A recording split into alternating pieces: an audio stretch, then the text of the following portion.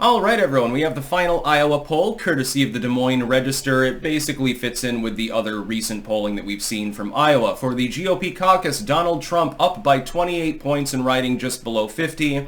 Again, within the margin of error of the aggregated polling, which shows Trump around 52 or thereabouts. It shows Haley actually taking second place. Now, here's my final prediction, of course, because I have to give it.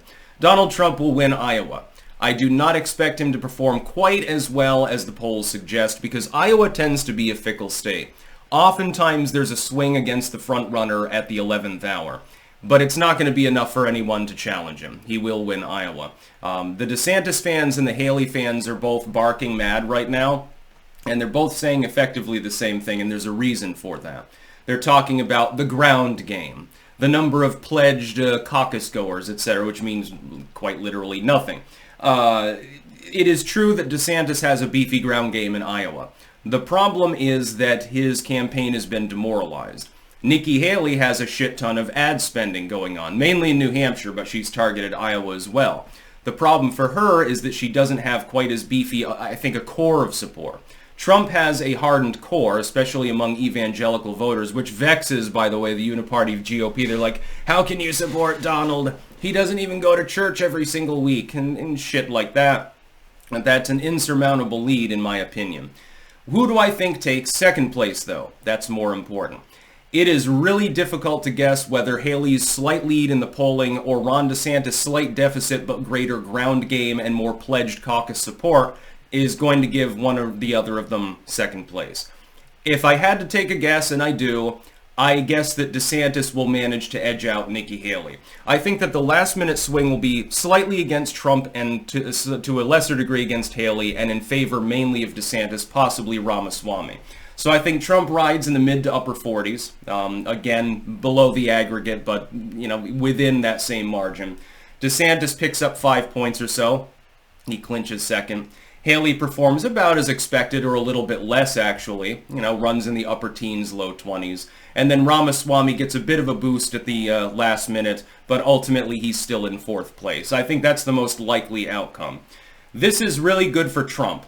If Ron DeSantis manages to edge out Nikki Haley, then her inevitable New Hampshire surge sort of thing might be a little bit more blunted. Really, this is no longer about Iowa anyway. Although it is an important state, it's the first in the nation to go. New Hampshire is the first primary. New Hampshire is also the only state in which a candidate is conceivably within the margin of viability almost to Donald Trump.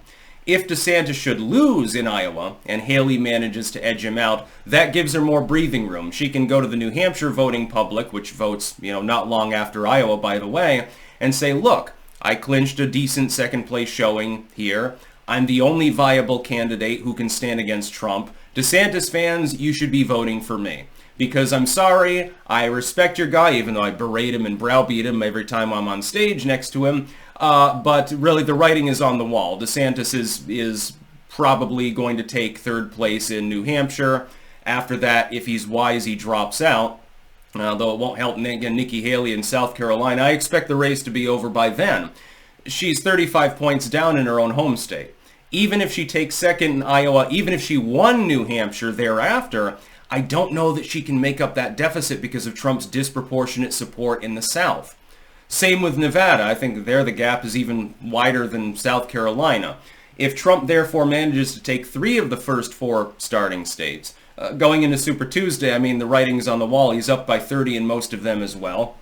If Ron DeSantis takes second in Iowa, I think the race is basically over, effectively right as it begins, right out of the gate. So again, my expectation, Trump will win. He'll come in a few points behind. I would guess the likely swing would be 7 points or thereabouts. So you're taking 3.5 points off Trump, something like that. And then it gets spread over several other candidates, mainly DeSantis, I think. And that gives DeSantis, by the way, narrowly a second place victory. Now, I could be wrong because Iowa is notoriously difficult. You'll remember in 2016, I was correctly predicting virtually every state, both in the primaries and the general, for both parties. But I got Iowa wrong. I expected Trump to win there based on relatively sporadic polling, unfortunately. But Ted Cruz managed to grab the state up. And then went on to lose, of course, in the other three starting states. Trump knocked it out of the park on Super Tuesday. The reason why I'm more confident about a Trump victory here is for two reasons. First, we have more and better polling than we did in 2016. That was a little bit of a weird year. The same was true of Wisconsin. I'm hoping we get a slurry of Wisconsin polling because that's the other hard-to-guess state. And I got that wrong in both the primaries and the general, by the way. The Wisconsin, I don't know what you're doing, but you really were a thorn in my side years ago. We have that, number one. And number two, and I think more importantly, Donald Trump has an incumbent advantage. It's incumbency light. He's not a literal incumbent because he's not currently in office, but he's got presidential experience. Therefore, he's getting a buff, a boost, an advantage that other candidates don't have. This is why the polling looks different from the standard non-incumbent primary and caucus polling that you would see within the GOP, especially with what was originally a packed field. It deviates from that significantly. That's because Trump has already been a president of the United States. People are looking at him, therefore, and saying in it, and we'll do the same game that we did in 2016. I asked people to imagine you're making a movie that involves the U.S. president.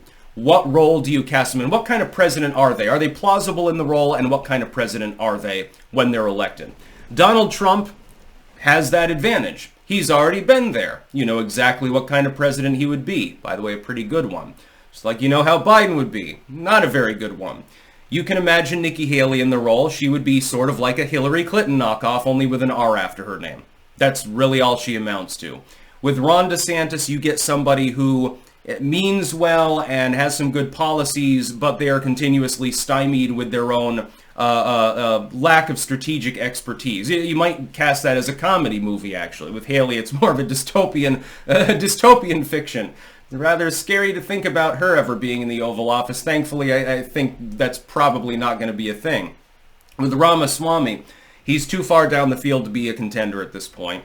That's number one. I expect that he'll drop before Super Tuesday. Although he does have the money to self-fund, so it doesn't really make a difference. And that he's the person who doesn't clinch the presidency but is waiting in the wings for a future run, basically. And I've already talked about how I think that he's a uniparty plant and how Chris Christie was secretly helping Donald Trump the whole time, probably of his own accord for legal reasons more than anything else. I can finally, now that Donald Trump has basically insinuated the same thing, I can sort of tell that story in whole. I didn't want to give away the plot before the plot was right. Final Iowa poll shows no real change. Trump is up by at least the upper 20s, and that's in the aggregate, and that's in the comparison between him and second place Haley. I think that DeSantis has the ground game to make up just enough support to clinch it against Haley, which means he has no reason to drop out. He'll be there in New Hampshire. Haley can't make the electability argument and can't say my Haley momentum.